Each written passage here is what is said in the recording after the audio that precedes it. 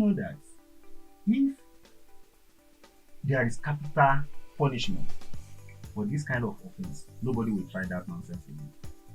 You just need one or two persons as a precedent to serve as a precedent to others and correct all these anomalies.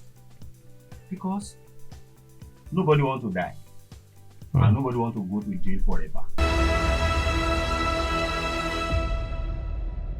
We've worked with some people for like 5 years now. Today we have some that they've already built their capital to nothing less than 20 to 30 million naira by giving to our advice.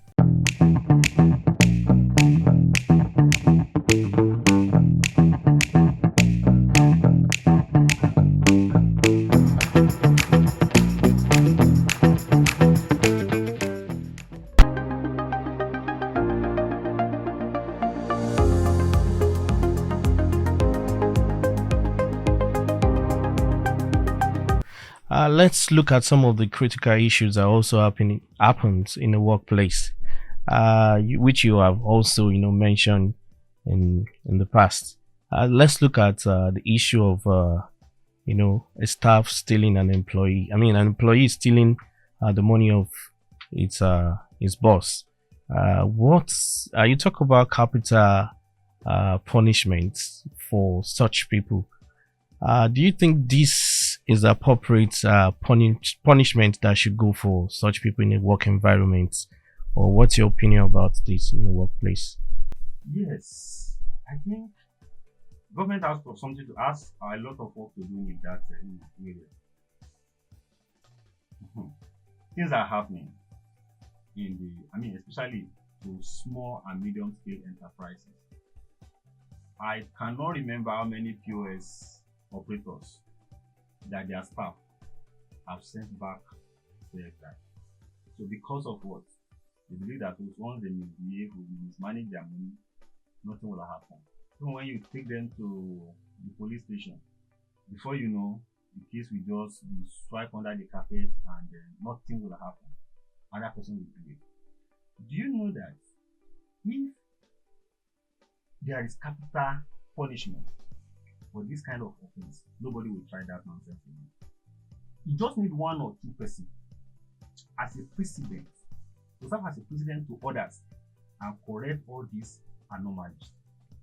Because nobody wants to die and nobody wants to go to jail forever.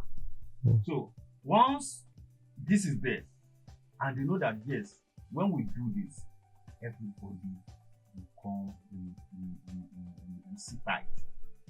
Go to Arab, go to different Islamic countries. They can open their shop down. Nobody will be there and nobody will steal anybody. That is how it works there.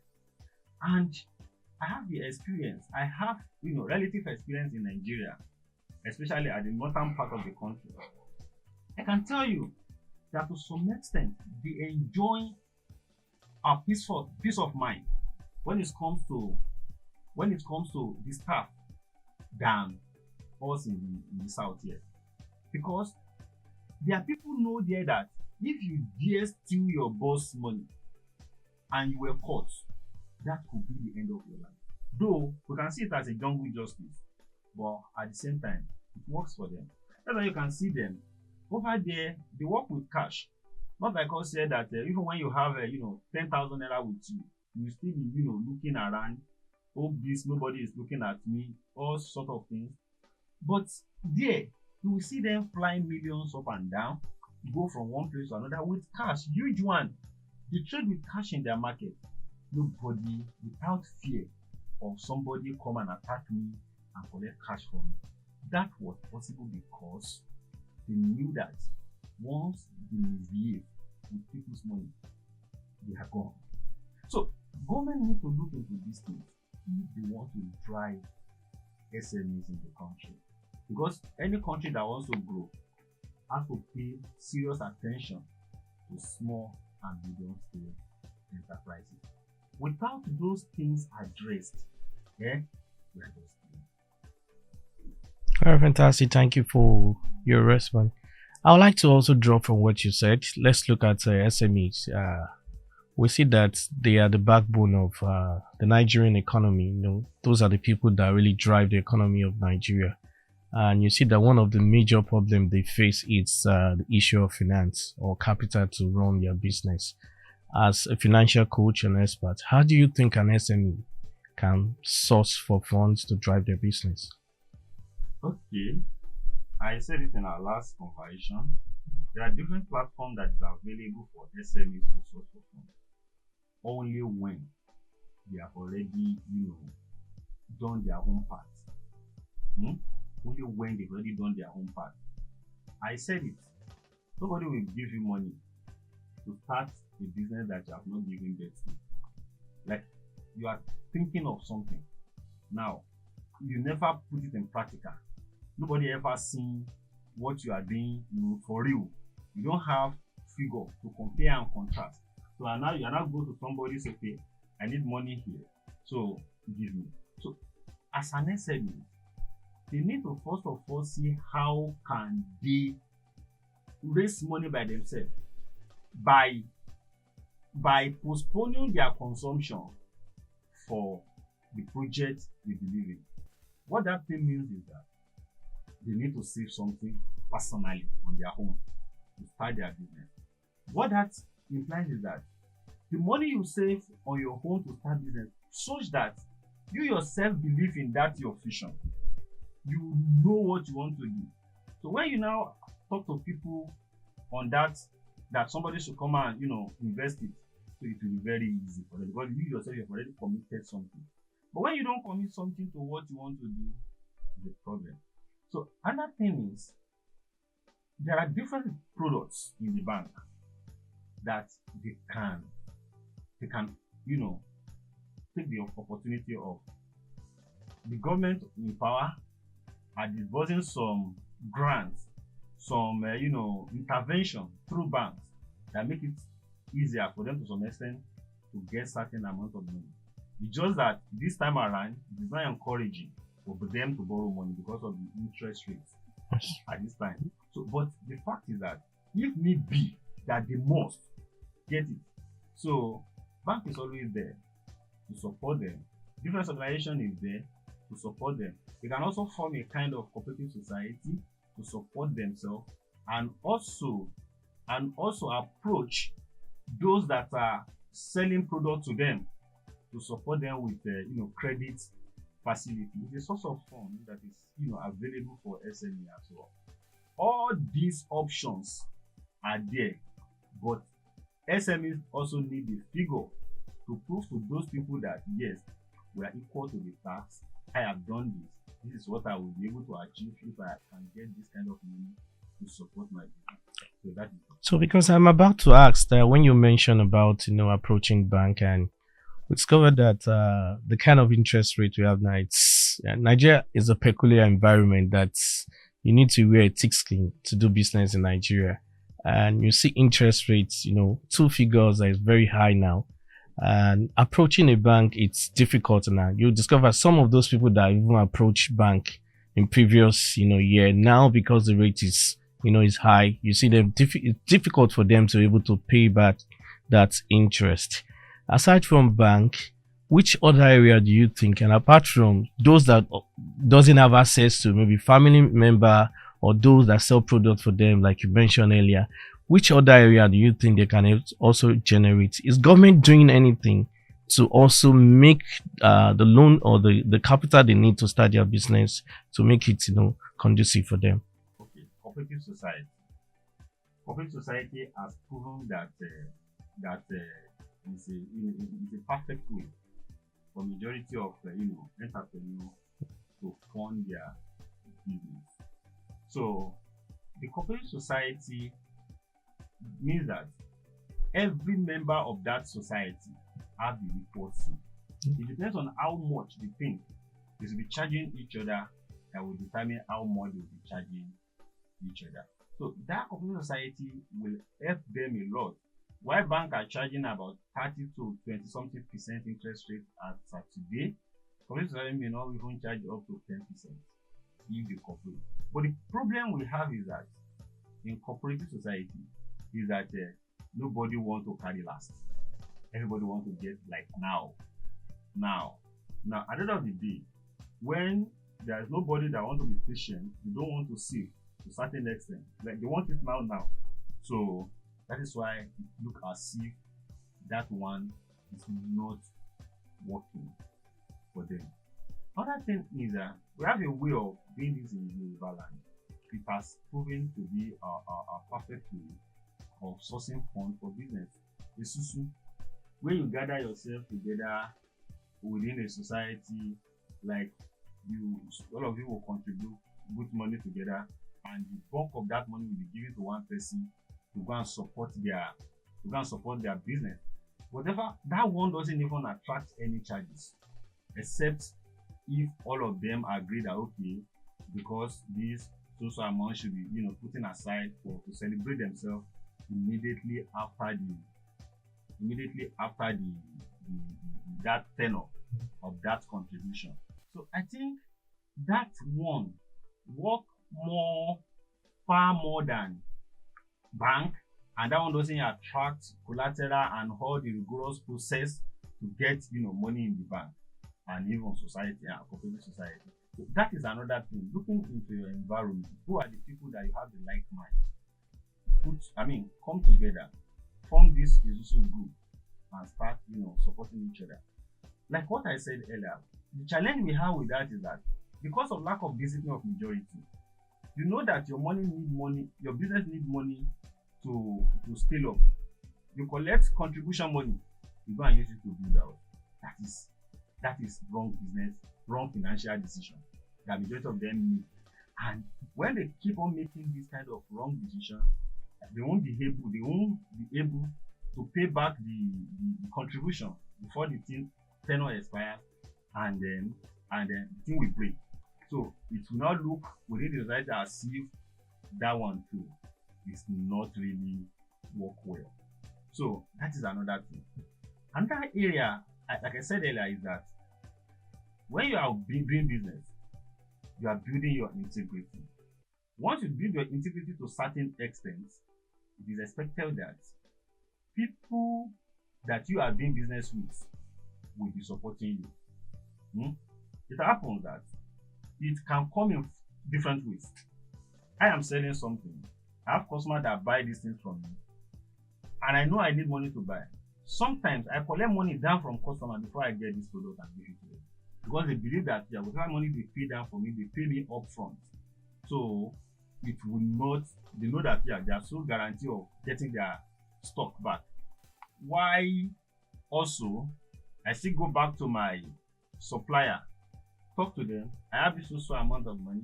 Give me this also amount of stock. Let me say when I sell finish, I will give you your money. So this thing works very well. So because those people trusted you, the majority of people who give market today, apart from corporate organizations that will be requesting for bank guarantee, are doing it based on trust, strictly on trust. And as a result of that, it works well. So that's why it is essential for small business owners to build their integrity along with their business. So when there is no money, that will pave way for them to achieve their transaction seamlessly without issue. So those are the options that are available in the absence of banks and some other financial institutions. So I would like to know, you're an expert when it comes to the financial industry or managing your funds, your finance. I would like to know where you will come in as a financial coach or financial expert.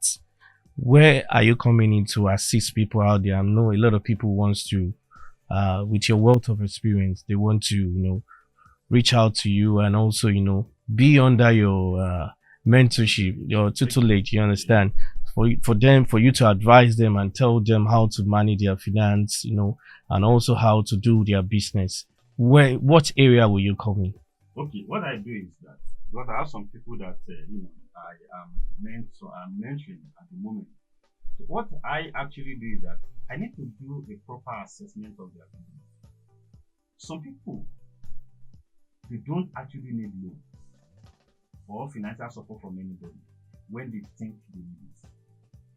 So I need to understand that what is the level of your business? Which level are you?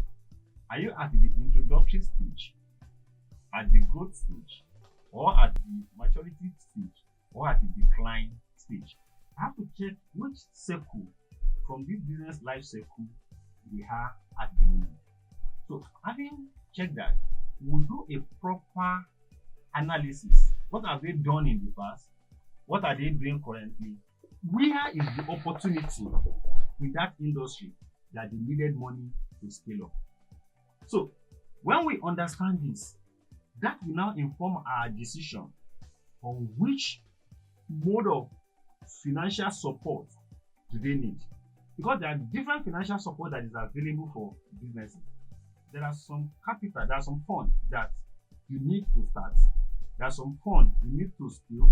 There are some funds you need to revive. You need to have it for your business to remain survive. There are some funds you need to entice your staff for staff retention. There are some funds you even need for corporate social responsibility. Yeah, we want to know where actually you needed this money before we advise which area you need to go to get this money. We can advise them, we can also recommend based on our relationship with some financial institution. We recommend that okay, go there, they will do this for them with our support. To God be the glory, they will get it. But what we do first is that we sit the business owner down. We look into the past record. We look at what they are. We look at their financial state of affairs. Then we look at them. Why do they need the money? Because that has to be clearly stated. Why do they need this money? Those that doesn't need money, we just tell them that okay, see, what will happen is this. You don't need to borrow money now. What you need now is to go and be saving money from now to next year. Okay, your total inventory is not up to 100,000 naira, and you are making like 5,000 naira from that business every week, or 3,000. I can tell you, okay, from this money, go and be saving 1,000 naira for good 365 days. Save it as your cash reserve. No matter the condition, don't go into that saving. So after that 1 year, collect that money and plug it back into your business. So having plugged that money back into the business, automatically the inventory, the capital will have shoot up from 100,000 to about 500,000 naira. So 100,000 that is fetching them around 5,000 naira, automatically they should be earning roughly 20,000 naira on a daily basis like that. Then we can now apply to increase your savings to 5,000 naira per year. So we've worked with some people for like 5 years now. Today we have some that they've already built their capital to nothing less than 20 to 30 million naira by giving to our advice. And their business is at the virtue of going into exit when they met us, and we work with them to ensure that they get the work, and they give our advice. Today they are doing well. Then we still look at it, okay, fine. Which area of your business do you want to invest the money? Do you mean that you need the stock, or you need to get warehouse, or you need to buy vehicle, or you need to do all these things? Okay, if it is because there are some business that they don't even need money. All what they need is to have a big warehouse. Organizations are there. They are ready to supply them stock to sell. You understand? So we look at it, okay, this money you have, this is what you need to do with it. Go and get the stock. Go and get your structure on ground. Then go back to the organization, tell them this is what you are doing. Expand your tentacle. Look for more customers from different places. And then they tried it and it works for them. There are some that what they needed is the vehicle that they use for their logistics system to scale up their business. They will advise them when they make the money, go and buy this motor. If the money is not enough, we can tell them, okay, you can go and collect higher purchase. So by getting that higher purchase, you'll be paying the money small back to the owner. You are benefiting the vehicle, and your business is moving. So these are the different ways we are, looking into and assist people to scale up and build their business in the recent time. All right, thank you for that response, Mr. Kanimashan. I would like to ask, because in your conversation bothers my mind to, some of the things I've not opened my eyes to, beginning to, think about them. And I know a lot of people who also want to know about them. At what point do you think one needs a business coach or a business mentor? Okay, you need business coach at the beginning of your business. Once you identify that this is the business I want to do, the first thing you need to do is to identify who is that person that already succeeded in that line. So find your way on how you get to that person and learn from this person. Having business coach is a bonus to the upcomers, because what you want to suffer for, somebody else has already passed through it, and that person, once you understand that this person actually have the right mindset for you, they will surely guide you well. But the mistake that majority of entrepreneurs did was that they misplaced the priority given to different people when it comes to the business coach. I do tell people, if your parents are not that business-minded people, you don't seek for coaching, you don't seek for advice on your business from them, because what you don't have, you can't give it. So once they don't know anything about that business, let their role remain as parental role. What do they need to do? Is whenever you are going out, let them continue praying for you. Put them in that position. Not that you will be giving them the stress or headache of your home business at all time, and then because they are your parents, they don't know anything about your business, about the business you are doing. So their life experience is never in business line. Don't shadow them with such responsibility. Look for coach. Some will use their religion leader as their business coach.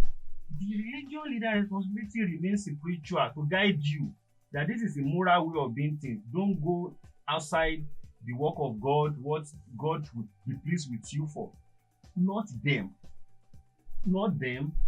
guiding you in your business. In your business, you need somebody who has a practical experience of that business you are going into before you go into it. Then you constantly move closer to that person. I could remember in 2018 when I wanted to scale up my business.